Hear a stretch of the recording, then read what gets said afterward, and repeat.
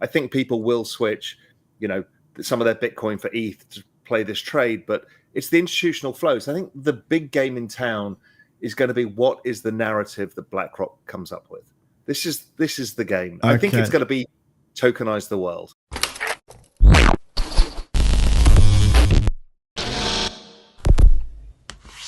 Hey guys, welcome back to Everyday Finance. In this video, Raoul Pal discusses Bitcoin and crypto. He believed the ETF would arrive at that precise moment.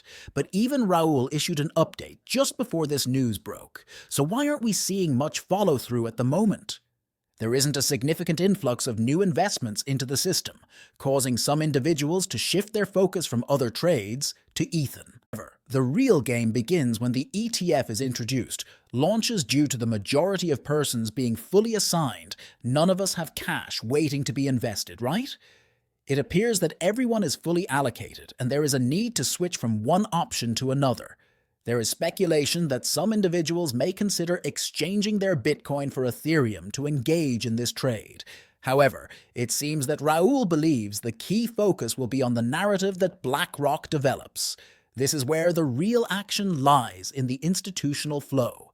And lots of things Raoul Pal discusses, so please watch the video to end. And share this video and subscribe our channel Everyday Finance. Thanks. The full crypto army is not in swing yet, right? The full retail is not there.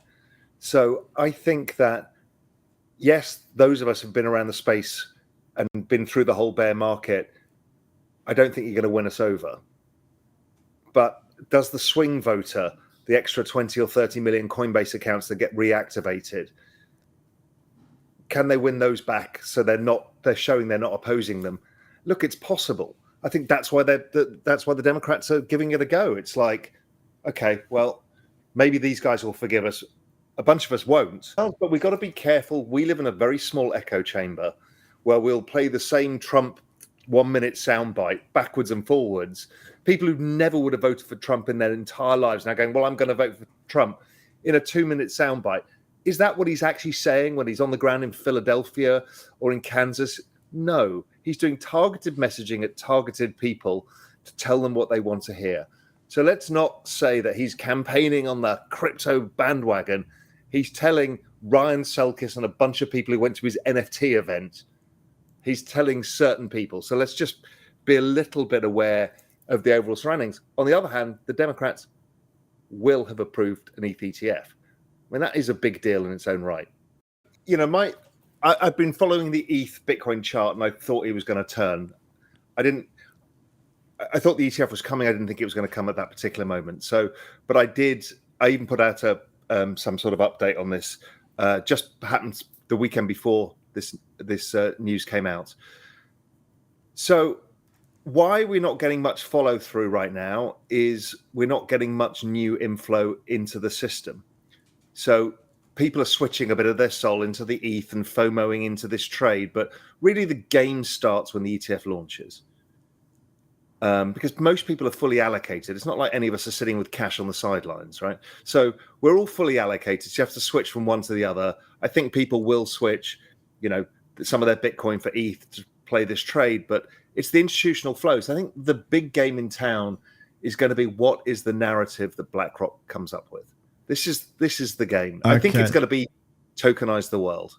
So look, I don't know, and I'm kind of indifferent. The bigger trade is over, and this will play out. The other thing important to notice is that ETH is a third of the size,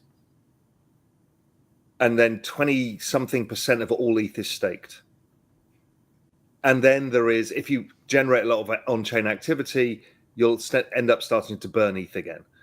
So what you've got is actually very limited supply, and most ETH is just held and locked away, either staked or unstaked. So there's very little free float of ETH.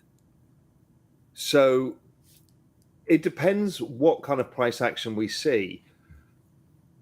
All BlackRock need to do is just add it as part of the portfolios. We've seen this before. So I don't know. Will we? Let's say the Grayscale loses 5 billion. Will we get 5 billion of inflows? Probably. Over what time period? 3 months. But your point is also right, is that the overhang, because the GBTC is quite big, that overhang is an overhang, and it will dampen the market. It will confuse people from time to time. But over time, if they can bring more people into the space, let's say Bitcoin is on its way to 100,000, people are just going to look at the smaller price denominator of ETH and say, oh, I'm just going to buy some of that. People are kind of dumb in that respect. They just look at the cumulative ETF investments since the beginning of the year have reached a record high of $14.9 billion, while the total crypto market continues to grow. The funds reached a staggering $98.5 billion on a weekly basis, while the trading volumes experienced a significant rise of 28% to reach $13.6 billion. These figures indicate a strong performance for coin shares. It is worth mentioning that there is a growing sense of optimism among investors, possibly influenced by their interpretation of the F&C minutes and recent macroeconomic data. Michael Saylor, the founder of MicroStrategy, highlighted that 32 cryptocurrency ETFs have amassed over 1 million BTC, which accounts for approximately 5% of all assets issued. The largest ETF in this space is currently Grayscale's GBTC, managing $2 billion in assets, closely followed by its competitor BlackRock. Seemingly a medical technology specialist, Semler Scientific has recently made headlines with their acquisition of a substantial amount of Bitcoin. The company has reportedly purchased 50081 Bitcoin, which is valued at a staggering $40 million. Bitcoin has become the Treasury's primary reserve asset due to its reputation as a dependable store of value and an appealing investment option. Shares in the scientific field experienced a significant increase of 28%.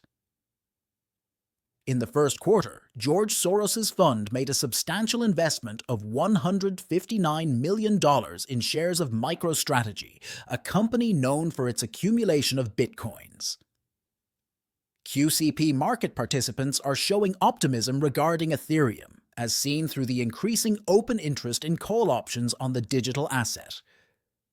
CryptoQuent notes that indicators suggest the Bitcoin rally is still ongoing, as low unrealized profits of Bitcoin investors do not indicate strong selling.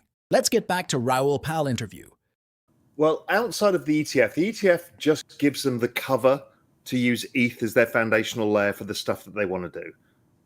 Because Goldman Sachs is not going to be using the ETH ETF. It wants to use ETH, as does JP Morgan's everybody else, to tokenize assets and do other stuff. What is super interesting to Wall Street is yield. Yield allows you to build products. You can do all sorts of things with yield. You can take the ETH yield and buy call options to give you upside or guaranteed products. You can create structured products. You can do lots of things. So I think that they've always been interested in ETH, and I've said this for a long time, is the ETH yield is the big game in town. Not because it's high yield, but you can do lots of financial engineering once you've got yield.